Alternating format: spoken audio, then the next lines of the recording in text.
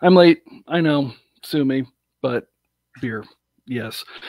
All right. So, welcome to the last show of 2020.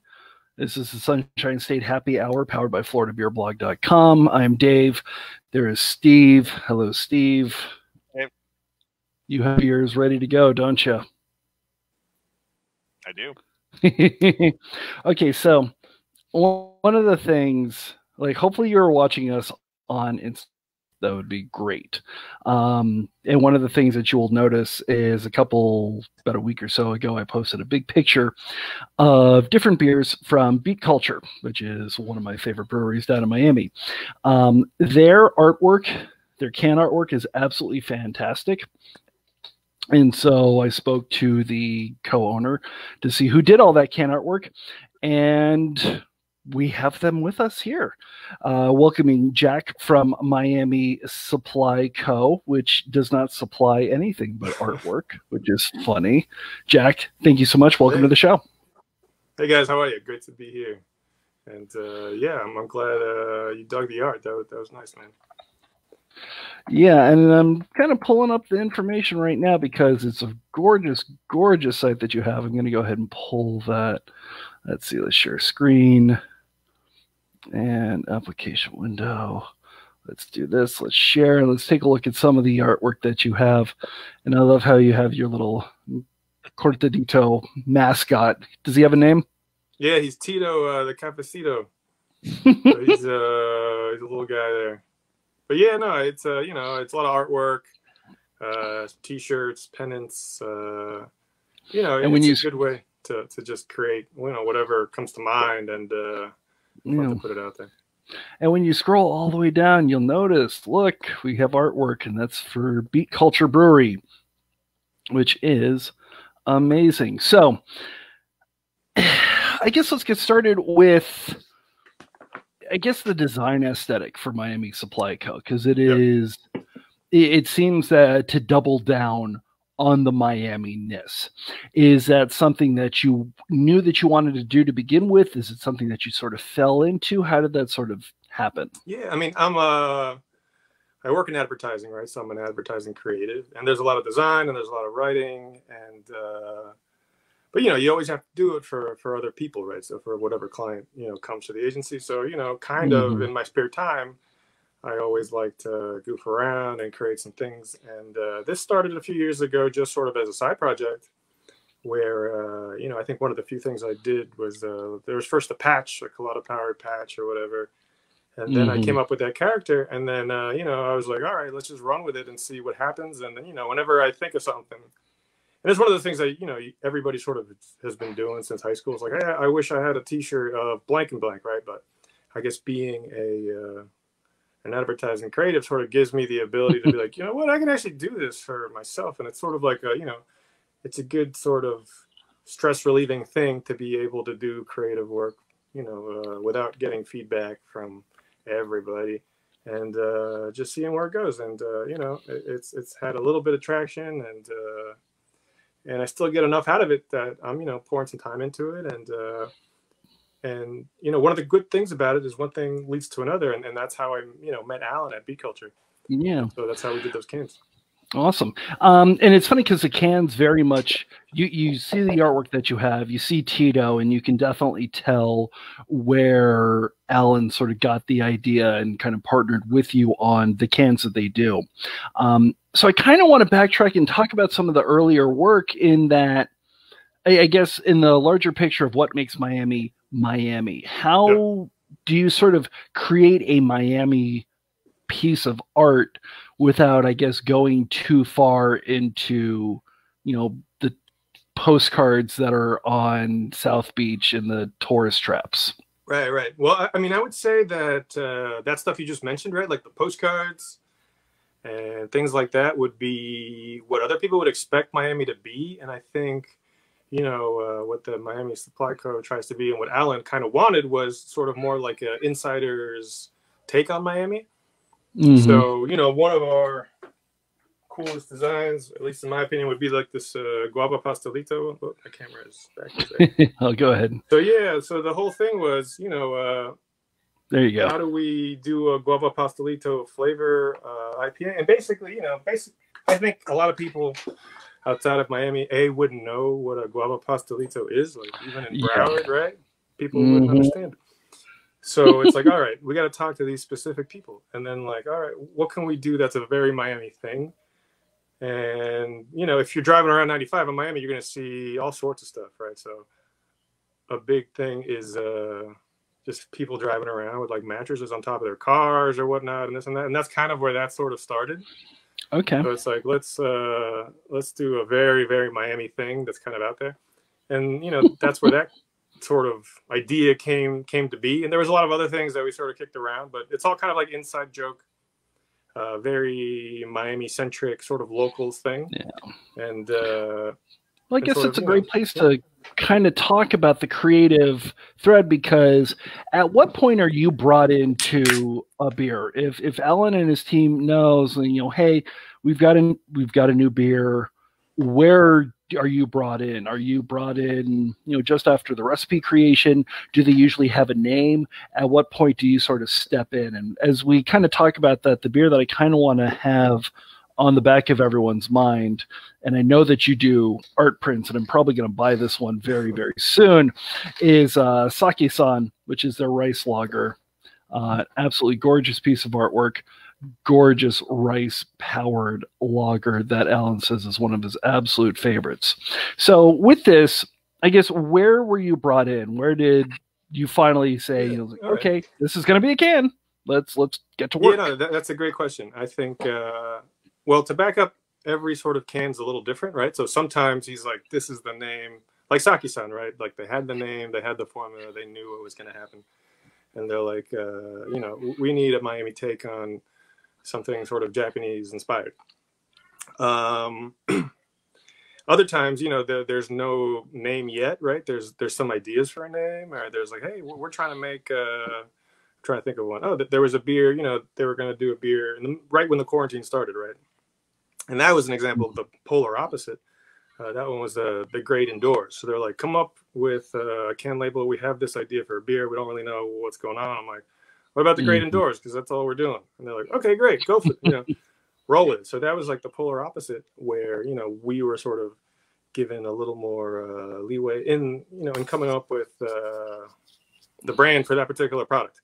But the case like Sake-san, for most of them, they have an idea of the beer for sure already, right? So the product's already in the pipeline, and they know what's going to be in it, and then they come to us, right? So they're not going to come to us until they have a beer ready to roll. And so like Saki-san was, what we knew was you got Miami on one hand, right? You've got the sake on the other. And it's like, what can we do to sort of marry those two things up? And then to back up again, furthermore, I work with an illustrator, right? So I work with a illustrator called Amanda Seckington, and she and I will get together and be like, all right, let's brainstorm a little bit and come up with a list of stuff that we can do for Saki-san. So we'll come up with a list of some concepts. We'll email those or chat on the phone with Alan, be like, hey man, here's some ideas that we think could work. Our best ideas, what we'll try to do is, maybe do a rough sketch of our best 3 ideas, just to get a feel for if it's working or not. Sometimes things, they sound really awesome. Then you start drawing and you're like, oh, that's just not coming across. But we'll do some sketches, and then the guys at the brewery will pick their best one, and then we'll get to it. So she and I will illustrate and draw and do whatever it takes. Gotcha. Generally speaking, how difficult is it working with a brewery like Beat Culture, in that do they send it back and they send it back and they send it back, or are they pretty understanding of they've hired you, they've hired Amanda, they kind of know that what they're going to get is quality? I think it's, I think we work really well. I think Alan and I and Amanda, we all sort of click as far as client and designer. That doesn't always happen. But I like, they got an aesthetic, right? So there you go. If you've been to Beat Culture, you can see that they've got a love for sort of the vintage, right? And that aesthetic is Hmm. something I'm always about. So I love the, you know, retro posters and Art Deco stuff, and Yeah. they're really into that as well. So you know, if you go in there, you'll see blueprints for all kinds of vehicles and stuff in the bathrooms and on their walls, and you know, old school popular mechanics artwork and stuff like that, which is stuff that we, you know, we really like on our own. So I think the client, you know, designer illustrator match is pretty good. And also, like I said, the process which we go through, like, it's not like we're just presenting stuff, you know, off the bat. We'll try to, you know, first describe the ideas and then do some quick sketches, right? And then before we go all out, you know, we're going to get a sketch approved or something like that. Hmm. So I think to answer your question, I think, you know, it's a pretty good client fit, and I think the revisions aren't as much as you would find elsewhere, and yeah, I think that's pretty awesome. From a designer standpoint, I think revisions It's are kind like of the worst thing in amazing. the world, man. And now one of the things that I know that we spoke about offline is the importance of a good can design, a good label art to sort of draw you in so that you have a beer like Smoofy, which I know is one of Steve's favorites. Um, he's laughing. There's a reason for that. Um, in terms of good can design, and feel free to use the examples as you've seen, Yep.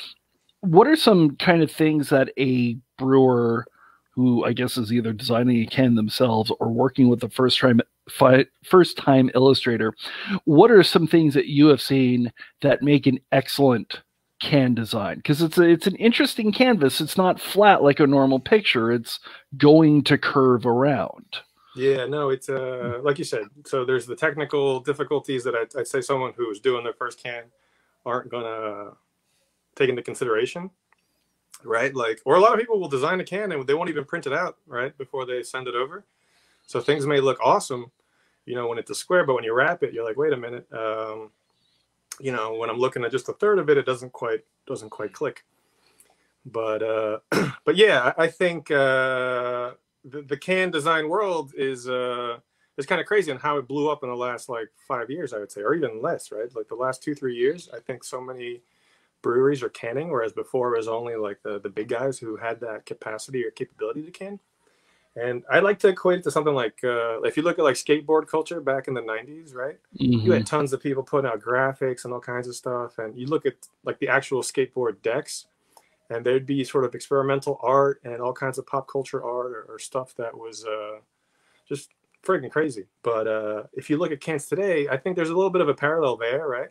Because you have this sort of wild west of design a little bit, as well as some Hmm. established designers and some established breweries trying to do it like you would a fancy liquor bottle, you know, on one hand. And on the other hand, you've got guys who are just, you know, calling their little cousin, being like, hey, man, I want to do a beer. You know, it's a fart joke. What can you go? You know, just run with it. And you see that as well.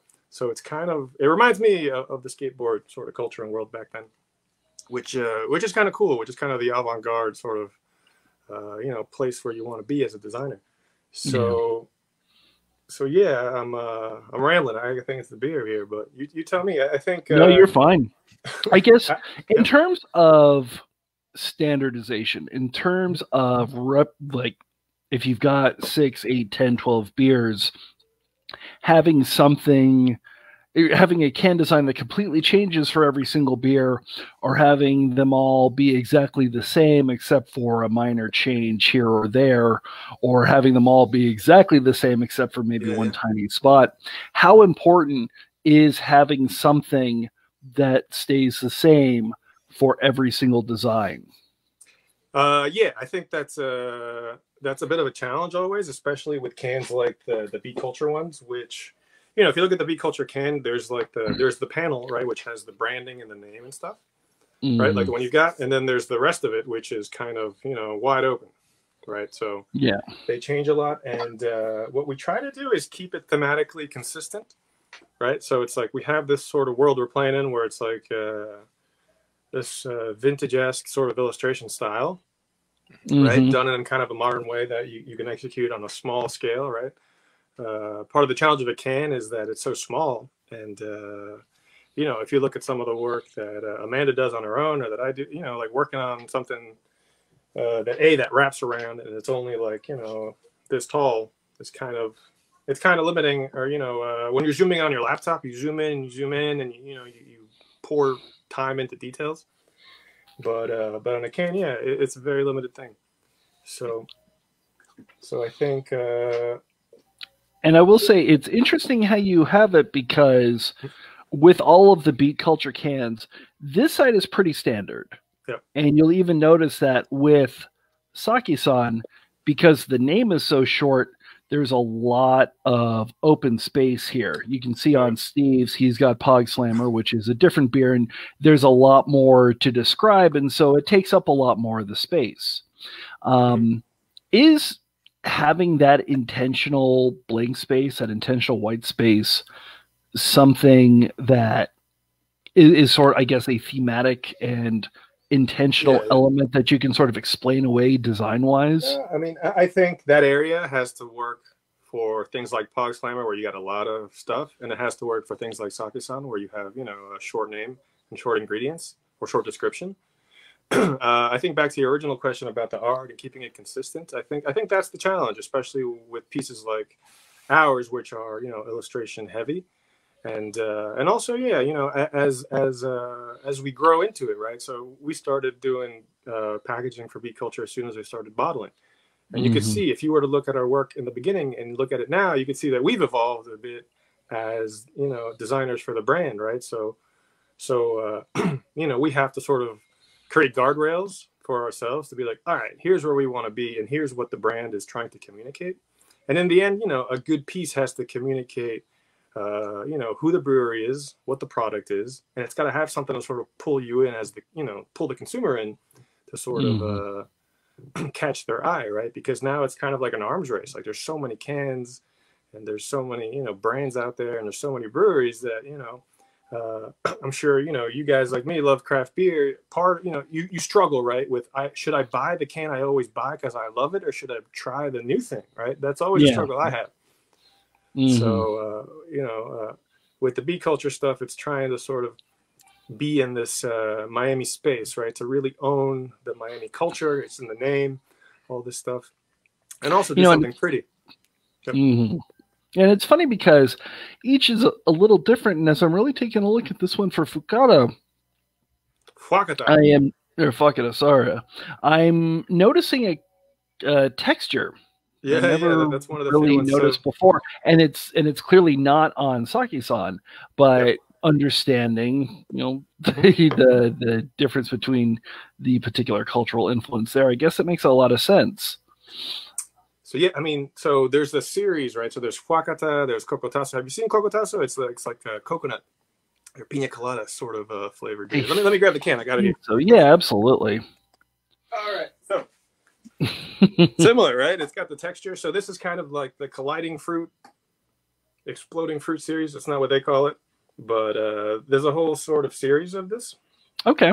And basically, those are kind of Spanish puns or Spanish things, right? Like flacata, right, is when your Latin mom throws the flip flop across the room like a cruise missile, just bashes you on the head. That's the sound it makes. That's where the name comes from. So that's amazing. So I think the idea there, Alan, was like, you know what? We were coming up with a bunch of ideas, and we had a lot of ideas that were more along the lines of the regular stuff, and then they wanted to do sort of how in Batman or whatever, there's like a punch or something, you hear like the pow or you see like the big bursts. So that was kind of the idea there. So sort of taking that stylistic executional style and doing something Miami with it, and then that's how that one came to be, and that's how that sort of series of beers has that little texture. So if you were to see the Kokotaso or the Fagata, and there's the Piñazo, right? So they all kind of mean they're all kind of getting like punched in the head. Like Kokotaso means punched in the head, Piñazo gets like punched in the head. Yeah, they're all kind of, violent exchanges you have with other Latinos. So that's amazing. That series has the dots. That's a good catch. Okay, interesting. Because it does feel very comic booky, very 1960s Adam West and everything, which is actually kind of interesting. Is there, do you have a lot of artists that do, I don't want to call it commercial art, but I guess it is technically commercial art. Are there any other artists that are doing similar things to what this is that you and Amanda got a lot of your inspiration from? I mean, I think there's a lot of sort of design or design famous sort of designers who dabble in art cans and stuff. But yeah, I think for the most part, can art is sort of in the background. I think we're one of the few who, and, thanks to Beat Culture, sort of give us a shout out, right? I think a lot of people don't get that shout out, and yeah, no, we're pretty grateful for that. So yeah, there's a lot of cans that I really love. I don't know who makes them. Right, right. There's a few designers out there who like Almanac. I think the DKNG guys, those guys are awesome. They do great illustrations. They do their cans. Uh, I think Bottle Logic is they have great looking cans and artwork. Bottle Logic is fantastic. Yeah, I think that's Emmerich Office, and I could be mispronouncing that, but those guys are awesome. There's a few guys that I definitely follow, but like a lot of other advertising or design work, you don't get to sign your stuff, right? So if you're if you're making a print or painting, a painting, you get to sign it. I think, for stuff that's commercial like this, usually you don't get to sign it. So, and that's a little, it's got to be a little, it's got to be a little frustrating to see your work out there, to understand, businesses that you have done before. And obviously B Culture has been very good in terms of making sure that you go to the brewery and your prints are for sale there. They've allowed you, the prints are available on your website as well. And I'll go ahead and put that up there as well. But it's got to be frustrating to hear your artwork being used for a product or for an advertisement, and to hear it being received well, but not be able to put the name behind the face. I mean, yeah, that's kind of that's the name of the game, though, right? If you work, my day job, I do work for all kinds of people, and you don't get to sign it. So yeah, I think it's pretty cool to actually, get the nod, right, from Beat Culture, because they appreciate the art, and I think people dig it.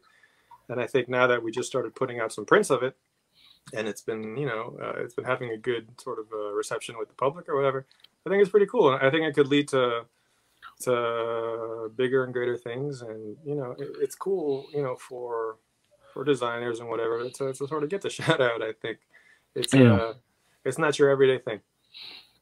Not that Ellen has allowed me to say anything or not, but are you working on any new projects for them? Any new cans that are going to be coming sometime in the near future? Yeah, no, we just got an email yesterday for a couple cans. I can't say. And also, there's definitely a few that we've done that aren't out yet, that are going to be pretty cool.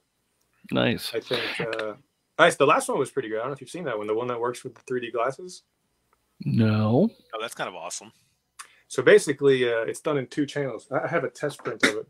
I have a real one outside. If you got 30 seconds to wait, I can. Yeah, go for it. Yeah, don't worry. We will chat. All right. And it's funny that he mentions that, because one of the things that B Culture has on their site right now that you can order are various gift sets for mom and dad and so on. And one of the sets has a pair of the dichromatic glasses that I always just assumed was a the thing that's going on right now with the kids. Nostalgia. Yeah, exactly. But I did not realize that this was the case. So I'm curious as to what this is. I'm curious as to whether I even have this beer or not, because I definitely got a good sample of most of them. Actually, if you look at the gift set, it's the can right there in the front. What? Oh, yes. I know exactly which one that is. Right, I don't know if I have that one or not, but I'm going to put him on full screen. Oh, all right. So this is a can Amanda and I did. So yeah, Alan came to us with this concept that he had found, maybe his girlfriend found, Andrea found on the internet, where there's a style of art where if you use 3D glasses, you can sort of use both channels, right? So it's hard to describe, easier to show. But if you look at it, you see kind of like a double design. Right? Yeah. Let me see if I can get on my iPad here. So here's the red, right? So is everything red? Everything is white right now. Over a little bit. There we go. Perfect. Okay, so we've got the bird design that. So perfect. If you look at the red, you see the bird and the lightning. Yeah. And you see, I believe it says Orlando on the bottom. This was done as a collaboration. Right? Okay. Was it collaboration with Red Light, Red Light? Yeah. Nice. Now, if you look at it through the blue, the plane plane sticks out, and you see the Miami side, right? So it says Miami, and the fighter jet, the old school warbird. That's kind of amazing. So yeah, and so every 4-pack they sell comes with these 3D glasses. I think that was a pretty cool concept. Which, as I said, you need the glasses to sort of explain it. It's hard to. Yeah. So, that is kind of amazing. That is kind of amazing. Yeah, Red Light's an interesting little brewery near downtown, near Vietnam Town. If you've ever been to downtown Orlando, and B Culture, for those of you that don't know, is actually, I think, the old, what was it, Eastern Airlines employee lounge for MIA. Yeah. I mean, they're literally right there. So there's a good nod to aviation as well, and that's where you kind of understand a lot of the cultural influences and the sort of Art Deco quality that they have with a lot of their, or at least the original iconography. And it's interesting that they decided to forego most of these sort of sweeping 20s, 30s, 40s large logos and kind of double down on the Miami quality. I know that you have the can. Let me see if I can find the can for Streamline, because I feel like Streamline is a very kind of mirrors both of those two worlds together. Yeah, Streamline definitely. There we go. So yeah, that whole Streamline Moderne, I think, is the name of that sort of art style, where a lot of that like industrial design sort of harkens to, and architecture, and yeah, the logo definitely goes back to that. And I think part of the challenge is that we're trying to do a lot of sort of Miami puns or Spanglish words, right, that are kind of pop culture-y and super Miami. Really, it's hard to click with that look, right? So you get something like Sake-san, where it's like, all right, it's kind of look like a vintage poster, right? It's going to have some elements of Japan, and it's got sort of the, if you're from Miami, we're famous for our lifeguard towers. If you go to Miami Beach, so that's where that came to be. But on something like Streamline, where it's like, hey, the name is Streamline, our look is Streamline Moderne. I'm like, all right, here we go. So this is very clear cut. And that's that was a fun one to do, right? Where we get to go full on, sort of Art Deco-y style without having to infuse much of Miami into it. Like, if you look at that can, apart from the palm leaves at the very top right, you don't really see Miami into it. That's pretty much 95. Well, the front of the car itself is pretty much Miami, though. What's up? Sorry? The palm tree with the front of the car is very much like Miami Beach, cars pulling up to the valet. Totally, yeah. So yeah, that's the Miami. That's as far as we got with the Miami there. But there's no crazy pun, right? Like the guava pastelito or the other ones. That's like a clean sort of straight shot of that style, and that it's something I love. I love that style too, and yeah, man. It's absolutely gorgeous, and it's kind of interesting, and I'm curious because it is so simplistic. I don't want to say that it's easy to do or kind of beginner by any stretch of the imagination, but with an art style like this that is sort of instantly recognizable, that is very minimalist, that has a lot of clean lines, is it almost more difficult to do a piece like that? Is it hard to hide flaws that something like Flakata could probably hide a little bit better? I think it depends. I mean, I think so that one sort of is a lot more in the graphic design world, as opposed to if you look at the one that you were drinking, Steve, like the Pog one, right? It's got a lot going on, right? And I think that's what's cool about Amanda and I's sort of working together, is that we can sort of when needed, sort of go back to either or. And the Guava Pastelito is like kind of right in the middle, right?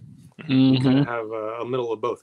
So she's a fine artist. So, you know, if you look at her work, it's super, you know, hyper detailed. I love the arm coming out the window holding on to the. It's awesome. Yeah.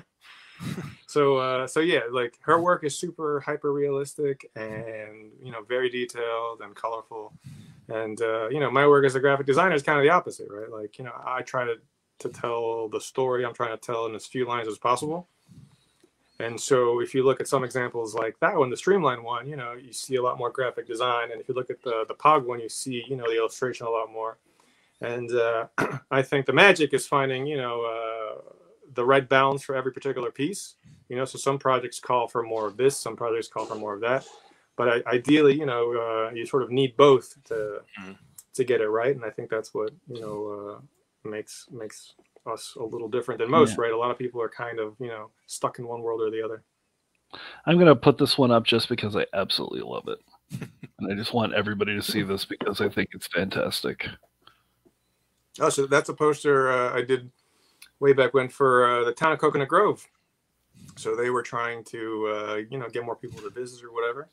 And we made this series of posters at my day job, Markham and Stein Unlimited, where we, you know, tried to make Miami, or at least the Grove, right, which is like this cool little bohemian town, feel like a destination for locals, right? So you live in Miami, go visit Coconut Grove because it's kind of like the faraway place that's just down the street. So that was kind of the idea there. So we made a series of travel-esque posters for locals, you know, to visit the Grove. And back to Eastern Airlines, like Eastern Airlines, I believe is where the City Hall of Miami is, right? I think it's the Eastern or Pan Am. So that entire area of the Coconut Grove used to be where the first international airports of the United States were, and all these seaplanes would dock there. And City Hall is an old terminal, I believe. Right. So that whole area has got all this weird culture that nobody really knows about. So that poster of the seaplane was trying to, you know, get back to that. That's amazing. So I guess with Miami Supply Company, because you've got a lot of great stuff, both your own and obviously some of the work that you've done with Beat Culture, how often are you updating the website? How often are you updating the store with some of the other things that you have done or will be doing in the hopefully near future? Yeah, I mean, I like to, you know, try to put out like a product a month, you know, just whether it's a sticker design or a print or a t-shirt or whatever. This year has been kind of weird because of the whole COVID thing. So I was like, I just shut it down for the first, you know, 5-6 months of the year, you know, not 5-6 months, but after, you know, March, I was like, this is getting complicated or whatever. And then at some point I was like, you know what, I'm gonna make some masks. And then I did some of that, some of this, but yeah, I try to update it about, you know, one product a month. And, you know, it's kind of a passion project. So whenever I get an idea, or people will DM me an idea, or a buddy will be like, you know what, this would be a funny t-shirt. I'm like, all right, let me write that down. So I've got a list of stuff I want to do. I'm limited by my time and my pocket money. It's a sort of to put it out there. I know the feeling, trust me. And obviously that website for everybody, just one more time. Thank you. MiamiSupply.co.